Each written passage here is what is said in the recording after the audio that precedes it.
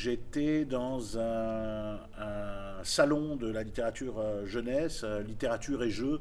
Et voilà, je suis reparti avec une pile de bouquins dans lequel il y avait le mur des apparences. Puis je me suis rendu compte plus tard que j'avais déjà travaillé, en tout cas pas directement sur un texte de Gladys Constant, mais c'était un texte de référence pour nous dans une autre création que j'avais menée.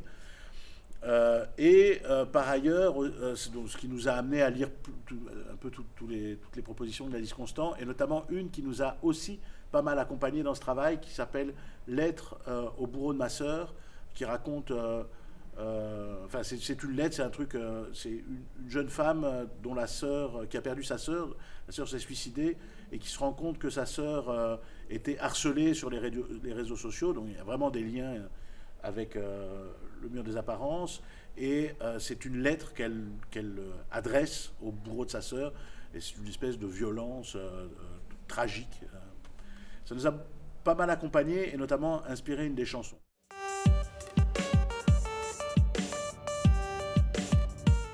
Ce roman, je l'ai lu, ça m'a tout de suite intéressé. Bon, d'abord parce que ça draine toute une série de sujets qui me semblent être des sujets liés aux cultures adolescentes.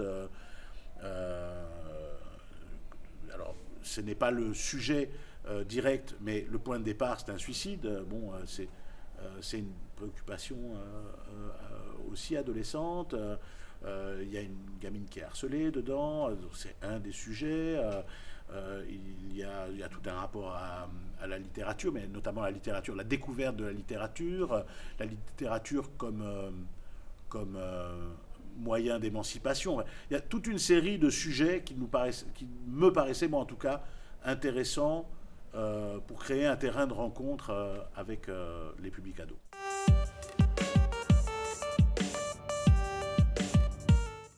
En fait, c'est pas la première fois que je travaille à l'adaptation d'un roman. C'est un exercice que j'aime assez, sur lequel je suis plutôt à l'aise. Je trouve que ça ouvre énormément de possibilités, d'écriture scénique. Je trouve que ça me met dans des dispositions beaucoup plus libres que de travailler sur un texte théâtral, directement théâtral.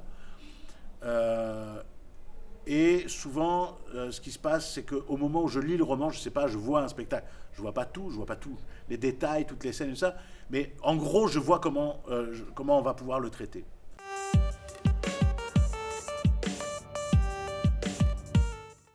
J'ai donné des consignes d'écriture.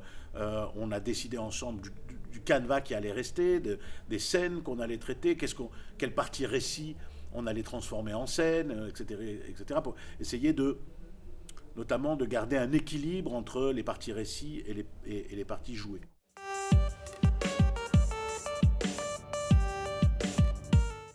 Il y avait deux options pour nous. Une des actrices jouait Justine et les autres jouaient tous les autres personnages. C'était une option.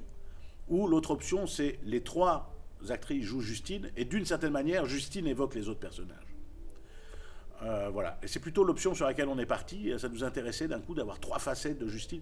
Bon, le mur des apparences, c'est un portrait croisé en fait. C'est un portrait. Il y a le portrait de Margot, dont on découvre toutes les réalités, qui est cette jeune fille qui s'est suicidée au début du roman. On apprend tout de suite qu'on ne la connaît pas. Mais à travers l'enquête de Justine, on va la découvrir. Et d'ailleurs, Justine en découvre les facettes cachées, les machins, tout ça. Donc en ça, on a le portrait de cette jeune fille qui, pour Justine, n'était qu'une espèce de Barbie, une espèce de... Enfin, voilà, la reine du bal, quoi. Et en fait, au fur et à mesure de son enquête et de ses découvertes, on affine le portrait pour arriver à quelque chose de beaucoup plus humain, de plus singulier, de plus... elle est beaucoup plus intéressante, en fait, que l'image que Justine en a au début.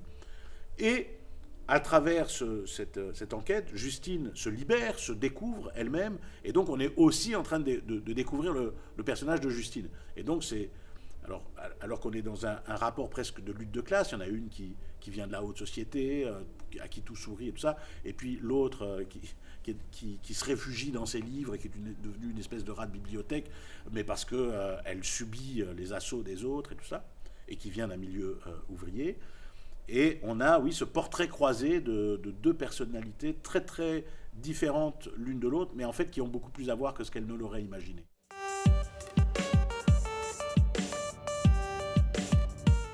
le portrait de Margot est très très fort, parce qu'il est très très fort porté dans le récit. Le portrait de Justine, il se passe sous nos yeux. C'est-à-dire, elle se libère, elle se raconte pas elle-même, elle raconte l'histoire de Margot. Et donc il y avait quelque chose d'un peu déséquilibré. Le fait d'amener 3 actrices dessus, et du coup d'amener 3 facettes différentes qui rentrent en dialogue et tout ça, donne beaucoup plus de chance au personnage de Justine, et lui donne beaucoup plus de corps aussi. Voilà. Et puis du coup, les autres traitements de personnages, il n'y a aucun personnage qui est réaliste en fait.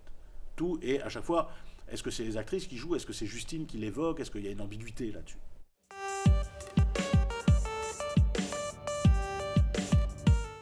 Une fois qu'on a pris cette décision-là, que les 3 actrices joueraient Justine, alors voilà, on s'est mis au travail. Effectivement, on a ce que je disais tout à l'heure, on a réécrit un canevas, donc voilà ce qu'on va garder, voilà ce qu'on ne peut pas garder, parce que c'est ça, c'est un gros deuil d'adapter un roman. On se retrouve avec un roman qu'on lit en 4 heures, et puis d'un coup, chut, on doit le ramener en 1 heure de temps, ici on est 1h20, on doit faire des choix parfois radicaux, quoi. Et puis à partir de là, une fois qu'on a reconstitué le canevas qu'on allait garder, ben oui, on a commencé à... voilà, ça on garde. Il y a des pans entiers de récits, parce que on va et vient constamment du récit à des scènes jouées. Et donc, ben, il y a des pans entiers de récits qu'on garde, et puis parfois il y a des récits qu'on a transformés en dialogue, ou parfois il y en a un qui est dans la situation alors que l'autre est en récit, donc ça se croise, enfin, voilà.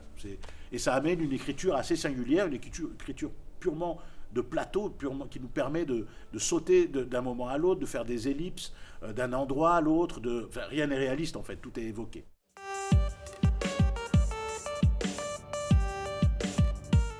Moi, le réalisme au théâtre m'intéresse assez peu, d'abord parce que j'y crois pas. Quand je suis assis dans la salle, je vois bien que les murs s'arrêtent quelque part. Enfin, je vois bien qu'on n'est pas dans un espace réaliste. Je vois bien que les gens parlent plus fort que d'habitude, qu'ils se tournent vers moi. Enfin, je vois bien que tout ça. Si c'est réaliste, alors c'est pas très naturel, disons.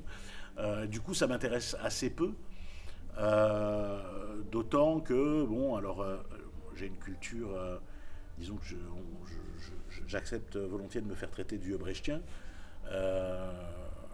Donc j'aime assez bien cette idée qu'il y ait une forme de désillusion théâtrale, c'est-à-dire que le spectateur ne soit pas entièrement pris dans l'histoire et n'aborde pas l'histoire que de manière émotive, en s'identifiant à ce qui s'y raconte, à ce qui s'y dit, mais qu'à des moments il puisse sortir de là en se demandant mais pourquoi est-ce qu'on me raconte ça ?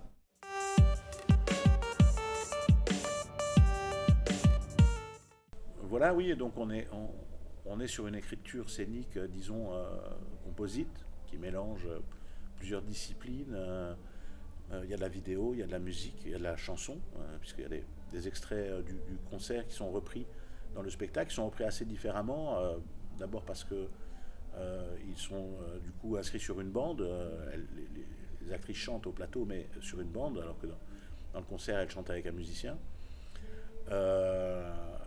Mais aussi, d'un coup, c'est comme si les chansons étaient attribuées aux personnages, ce qui n'est pas le cas dans le concert.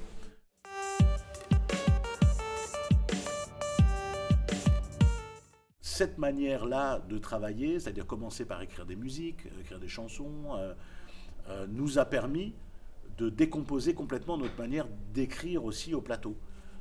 Donc ça nous amène à une écriture assez fragile, parce que d'un coup on prend le spectateur par la main, mais on lui demande de comprendre des situations où on saute d'un truc à l'autre, d'un coup on ouvre un rideau et il faut comprendre qu'on est là, alors je pense que ça se fait assez facilement, mais en même temps ça se fait facilement parce que le fil est clair chez les actrices, quoi. Elles nous emmènent dans ce voyage-là. Et ça nous amène à une écriture assez particulière, assez singulière, assez composite.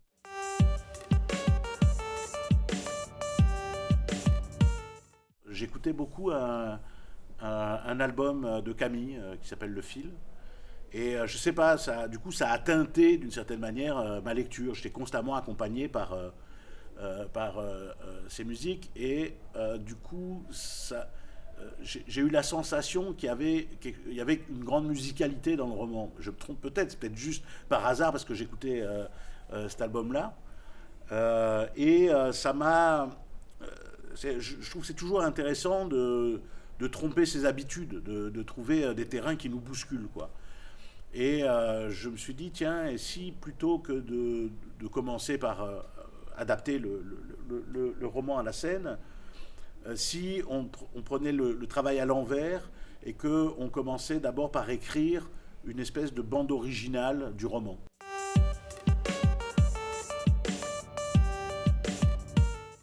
Voilà, et donc c'est une proposition que j'ai faite aux Ateliers de la Colline, à laquelle ils ont mordu.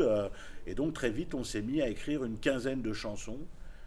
J'ai invité Philippe Lecrenier, qui est un musicien avec lequel j'ai l'habitude de travailler, à travailler avec nous, qui a écrit du coup une quinzaine de musiques. Et voilà, on a collé ces textes sur ces musiques-là. Et oui, on avait donc cette espèce de set musical qui, au départ, n'était qu'une étape de travail pour nous obliger à travailler autrement, autrement que ce qu'on a l'habitude. Et puis, quand on l'a présenté à l'équipe interne, aux Ateliers de la Colline, tout de suite, il y a eu une accroche. Et assez vite, on s'est dit qu'il y avait un tout bon terrain pour rencontrer les ados.